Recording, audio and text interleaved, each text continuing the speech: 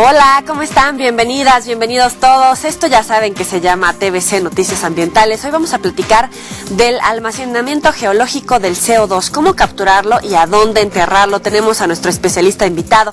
Comuníquense con nosotros a través de las redes sociales en Facebook y en Twitter. Comenzamos.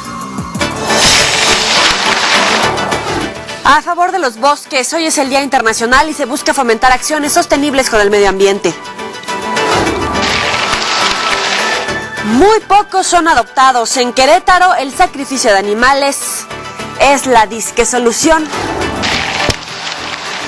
Contra los chapulines en Estambul, decenas de manifestantes son llamados chapuling, que se traduce en vándalos o vagabundos.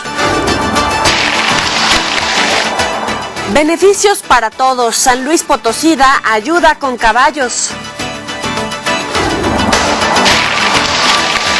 Producir más alimentos para que los recursos lleguen a quien verdaderamente los necesita.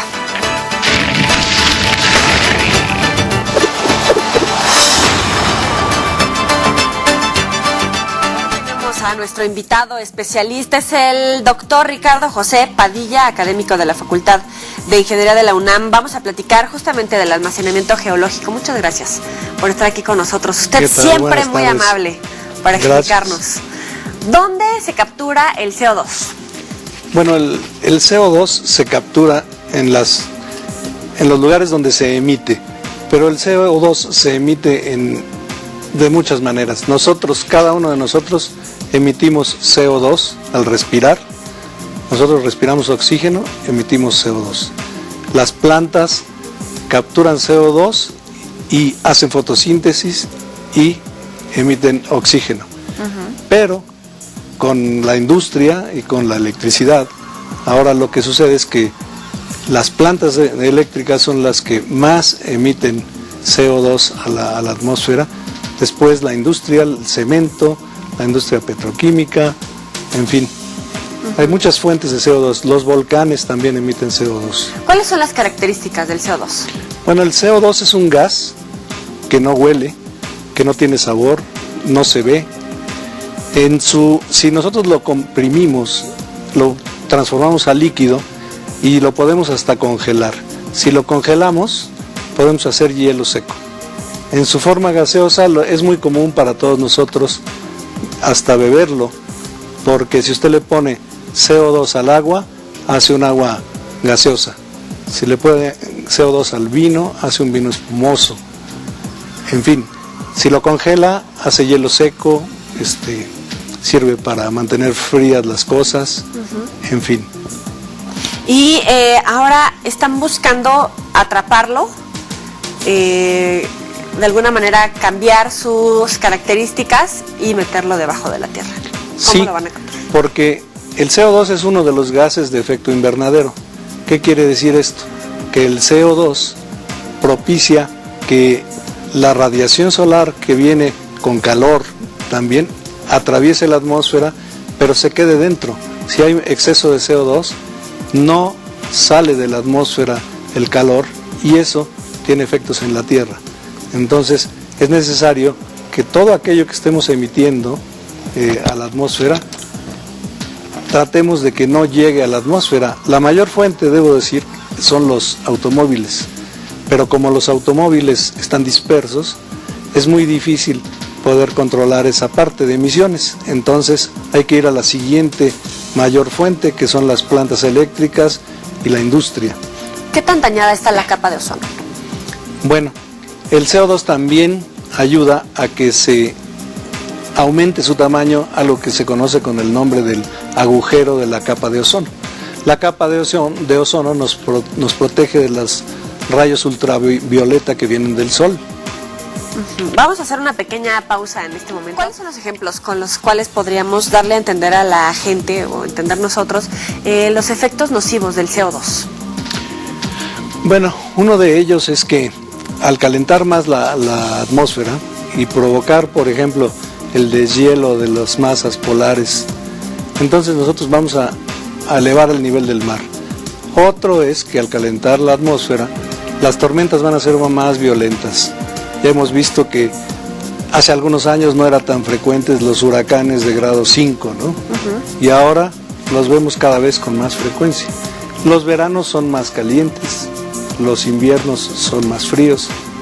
Ese tipo de cosas es lo que causa. Y eso también está repercutiendo en los niveles de pobreza, de hambre, de muerte de especies. Sí, porque mientras la gente más pobre está alojada en donde los climas también son más adversos para ellos, ¿no? Ahora, hablemos de cómo van a capturarlo.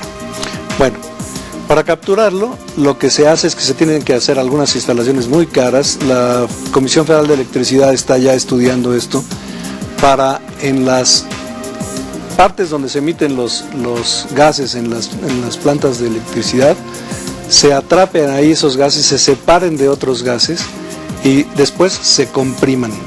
Al comprimirlo, ¿qué hacemos? Nosotros lo pasamos a líquido y entonces lo podemos transportar por ductos y podemos llevarlos al sitio donde se va a almacenar.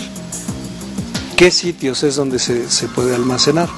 Bueno, el que es el típico sitio para almacenar son los campos petroleros ya maduros, porque nosotros extraemos, por ejemplo, aceite y ese volumen, esos huecos que dejó el aceite, pueden ser llenados por gas y puede darle otra vez energía a los campos para seguir produciendo. Muy bien, tenemos una lámina que nos ejemplifica dónde se puede almacenar. ¿Qué nos puede decir de esto? Pues mire, le hablaba yo de los campos petroleros ya maduros. Eso está representado ahí en esa lámina a la izquierda. Después hay otros sitios, lo más a la izquierda que se ve ahí una instalación, ese de ahí. El que sigue hacia la derecha es almacenamiento en acuíferos salinos profundos, acuíferos que tienen alta salinidad. ¿Qué profundidad? Más de 2.000 metros, o de ese orden de 2.000 metros. El CO2, cuando lo pasamos nosotros a líquido y después a un estado súper crítico, así se llama, pierde mucho volumen, se hace pequeñito, pequeñito, pequeñito, y entonces puede entrar lo que era mucho volumen en la atmósfera, puede entrar en pequeños huecos en las rocas. Lo importante es que no se regrese. Entonces, como además ¿por qué se puede regresar?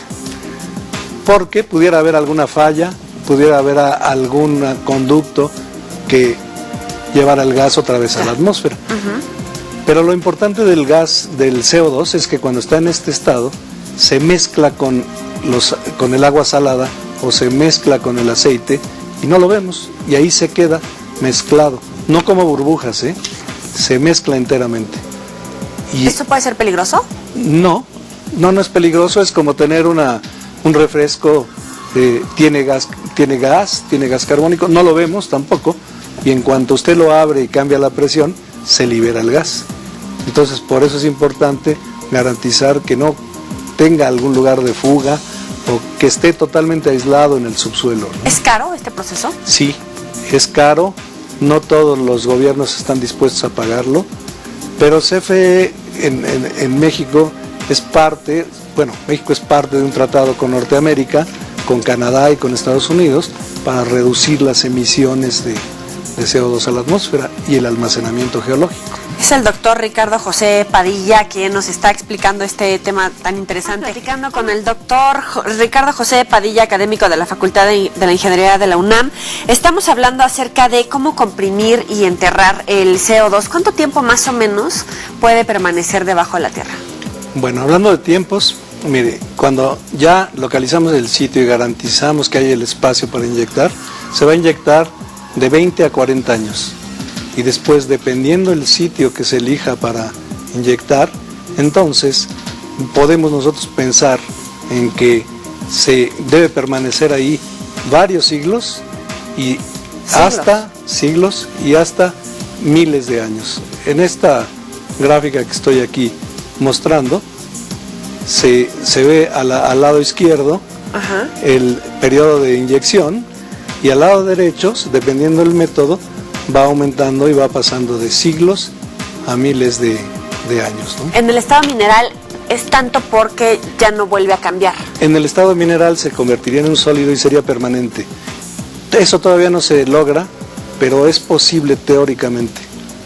y se está buscando la forma de tratar de hacerlo. ¿Hay algún país que ya vayan avanzada en este tema? Sí, están muy avanzados Canadá, Estados Unidos, Noruega, Australia, y no recuerdo ahora qué otros, pero sí.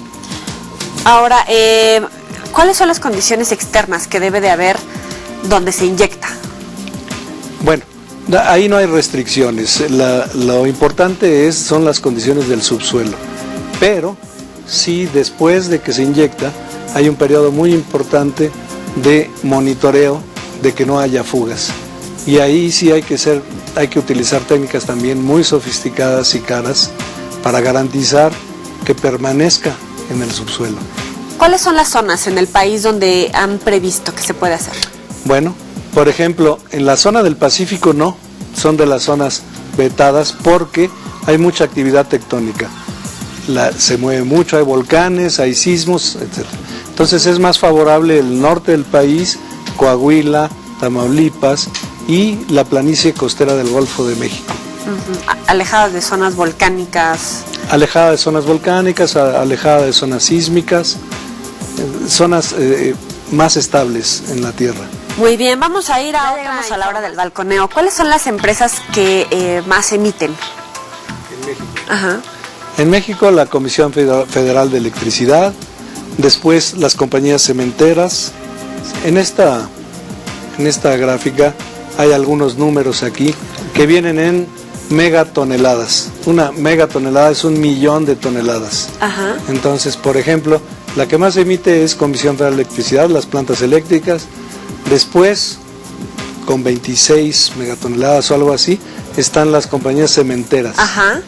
Después viene la industria en general, con 25, y después hay varias otras, ¿no? El petróleo y gas natural. Petróleo y gas natural también es bastante importante. La agricultura, los procesos de agricultura. Agricultura también. Y refinería. Sí, sí. Y es justamente ahí donde puede haber un negocio. ¿Cómo está esto que la CFE puede vendérselo a Pemex? Bueno, CFE va a invertir en capturarlo, transportarlo y almacenarlo. Y quiere hacerlo sustentable. Entonces, la forma de hacerlo sustentable es llevarlo a nivel del campo petrolero y ahí vendérselo a Pemex a un precio razonable. Y esto haría que se pagaran las inversiones de captura y transporte, ¿no? Es el negocio de hacer un planeta limpio, pero también puede invertirse como en bonos de carbono. Sí, también en Europa existen, los países premian a quien ayuda a la naturaleza con bonos de carbón. En Norteamérica no es una práctica común, en Japón tampoco no es una práctica común, pero todo el mundo busca ayudar a la ecología y hacerlo, de alguna manera pagar los gastos de captura, transporte y secuestro que le llaman, ¿no? Almacenamiento geológico. ¿Se requiere mantenimiento frecuente? Sí, hay que estar monitoreando permanentemente. Si nos vamos a tardar 40 años inyectando en algún lugar, bueno, hay que garantizar que esté monitoreado y que no regrese a la atmósfera, ¿no? ¿Por qué es importante que las empresas hagan este tipo de cuidado o resarzan el daño que han hecho al medio ambiente? Porque aquí no hay, ahora sí que aquí no hay clases económicas, no hay clases sociales, todos padecemos los efectos del calentamiento global. Muy bien, doctor, vámonos. Doctor, ¿la inyección del CO2 tiene alguna contraindicación? ¿Provoca contaminación, flora, fauna, no sé? No. De hecho, la única parte donde podría tener algún efecto secundario negativo para la naturaleza sería que en los acuíferos salinos profundos, de alguna manera se escapara y se mezclara con agua dulce, ¿no?, del subsuelo, ¿no? Sería lo único. Pero en general es bastante seguro, no contamina el subsuelo, se mezcla con los líquidos del subsuelo, se mezcla también, se incorpora con aquellas zonas de carbón no minables. Si se logra la solución de hacerlo mineral, se vuelve un sólido mineral. Entonces no hay posibilidades de que contaminen. El doctor Ricardo José Padilla, académico de la Facultad de Ingeniería de la UNAM, como siempre, nuestro reconocimiento y muchas gracias por venir a explicarnos estos temas tan complejos. Gracias a ustedes. Parece muy sencillito. es sencillo. Nos vemos la próxima, pásenla muy bien. Nos vemos en galería también. Adiós.